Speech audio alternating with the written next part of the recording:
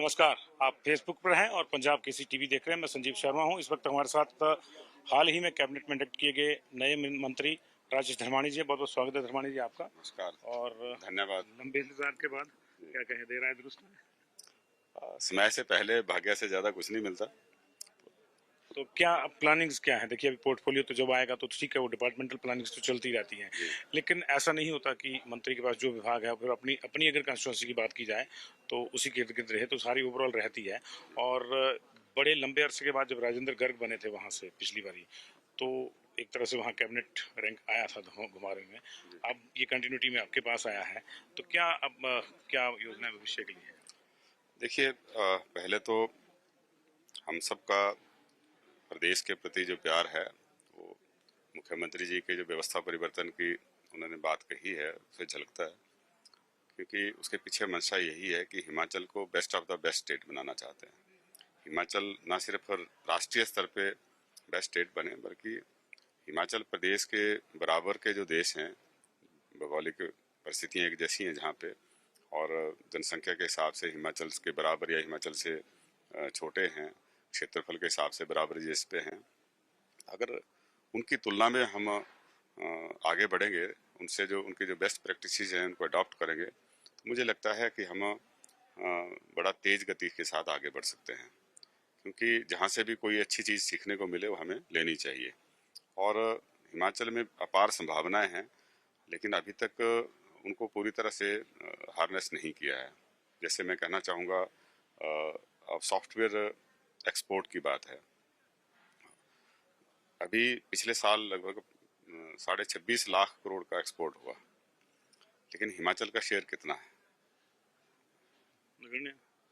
नगण्य बिल्कुल। इससे पिछले साल के आंकड़े मेरे पास हैं स्टेट वाइज, उसमें तो हिमाचल ने 5 करोड़ का था। 15 लाख के करीब, 15 लाख करोड़ के करीब का एक्सपोर्ट था, सॉफ्टवेयर एक्सपोर्ट। उसमें 5 करोड़ मात्र हिमाचल का था। जबकि हमारे साथ लगते जो राज्य हैं, उत्तराखंड है और जम्मू कश्मीर है, इनके आंकड़ों में ये ज्यादा है हमारे से। एटमॉस्फेयर हमारे यहाँ जो है कंड्यूसिव एनवायरनमेंट था, लेकिन इस तरफ हमने जो है काम नहीं किया। दूसरा उसी तरीके से पर्यटन का है। पर्यटन में भी हमारा जो हाई एंड टूरिस्ट है, हम उसको अट्रैक्ट नहीं कर पाए। इसकी तरफ स्वर्गीय जीएस बाली जी जब पर्यटन मंत्री थे, उन्होंने कोशिश की और एक बड़ा जो फोर्ट स्की विलेज लाने की बात कही थी। कोशिश भी हुई, प्रोजेक्ट सैंक्शन भी हुआ, लेकिन वो राजनीति के शिकार हो गया, राजनीति का भेंट चढ़ गया। इस तरह से बड़े प्रोजेक्ट भी लाने की जरूरत है, जहाँ हाई एंड टूरिस्ट आएगा वो पैसा ज़्यादा खर्चेगा। और टूरिज्म का सबसे बड़ी खासियत है कि हम प्रति 1 लाख रुपए लगभग 10 लोगों को रोजगार के अवसर पैदा करते हैं। टूरिज्म की बात से मुझे याद आया कि अब जब से ये 4 लेन बना है, आपकी कंस्टिट्यूंसी, आपके जिले की भी बात कर लेते हैं पूरी, क्योंकि अब तो कंस्टिट्यूंसी से बाहर ही जाना होगा, मंत्री हैं तो पूरा प्रदेश देखना होगा। वहाँ पे भी अब एक लग रहा है कि नई संभावनाएं जो बन रही हैं, उनके प्रति भी कोई प्लानिंग है ताकि बिलासपुर को, आपकी कंस्टिट्यूंसी को सीधा लाभ मिल सके? निश्चित तौर पे जो 4 लेन बना, इससे हमें काफ़ी एडवांटेज मिला है। एक तो बिलासपुर जिले के हर नुक एंड कॉर्नर को इस 4 लेन ने जोड़ दिया। हम आज इस 4 लेन का इस्तेमाल करके चारों विधानसभा क्षेत्रों के किसी भी कोने में पौने घंटे के अंदर जो है वो पहुंच सकते हैं।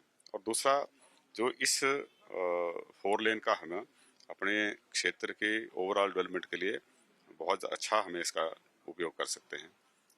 जो चंडीगढ़ मनाली हाईवे है, इसको इंटरसेक्ट करता है शिमला धर्मशाला, और लगभग 14 किलोमीटर की जो लेंथ है वो कॉमन है दोनों हाईवेज की।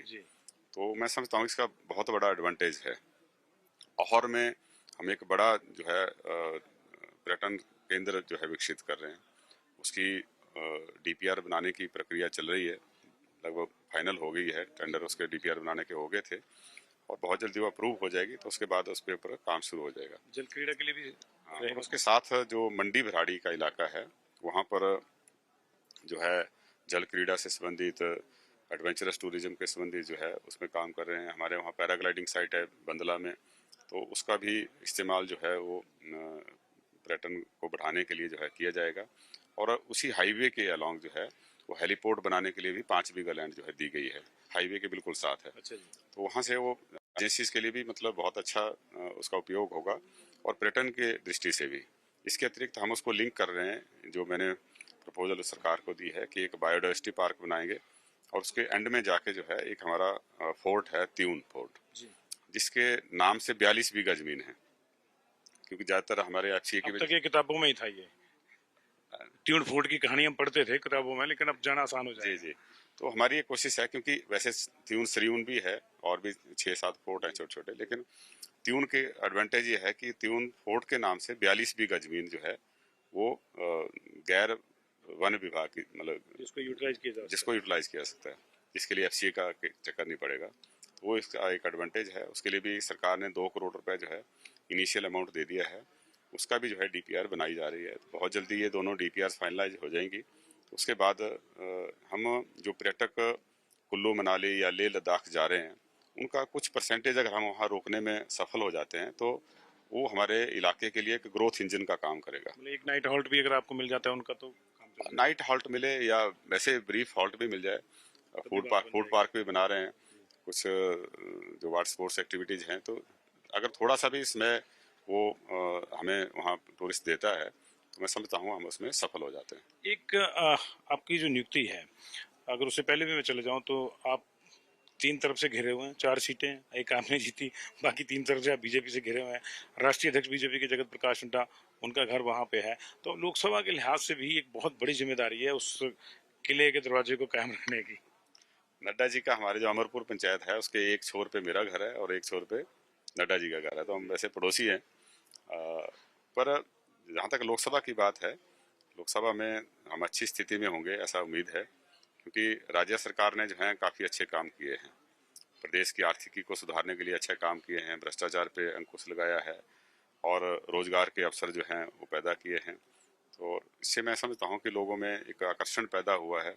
खास करके जो आपदा, जिस तरह से इसको टैकल किया गया, मुख्यमंत्री जी अपने आप फ्रंट फुट पे जाके जो है उन्होंने जो है लोगों की सहायता की है। और एक बहुत बड़ा जो है वो सहायता राशि जो है, मतलब पैकेज जो है वो आपदा पीड़ितों के लिए जो है वो दिया गया। ये पहली बार ऐसा हुआ पूरे देश के अंदर कि 7 लाख रुपए किसी के घर पे क्षतिग्रस्त होने के ढहने के बाद जो है वो दिया गया है। तो अपने संसाधनों से दिया और कोशिश हुई। हालांकि भाजपा ने जो है उसमें हमारा साथ नहीं दिया। अभी भी आज भी जो पेपर ले किए गए, मुख्यमंत्री जी ने जो स्टेटमेंट पढ़ी है उसमें जो हमने क्लेम दिए थे उस क्लेम का सिर्फ 6.4% जो है वो दिया गया। जबकि इससे पहले जो नॉर्मल हालात है, पिछले साल ही जब बीजेपी की सरकार थी उसमें जो क्लेम सबमिट किया उसका 18% दिया गया। तो जब आपदा आई तो आपने परसेंटेज घटा दी, जब आपदा नहीं थी तो परसेंटेज ज्यादा थी। क्योंकि सरकार उनकी थी तो इसलिए। कहीं ना कहीं भेदभावपूर्ण है और लोगों में इस बात को लेकर आक्रोश है।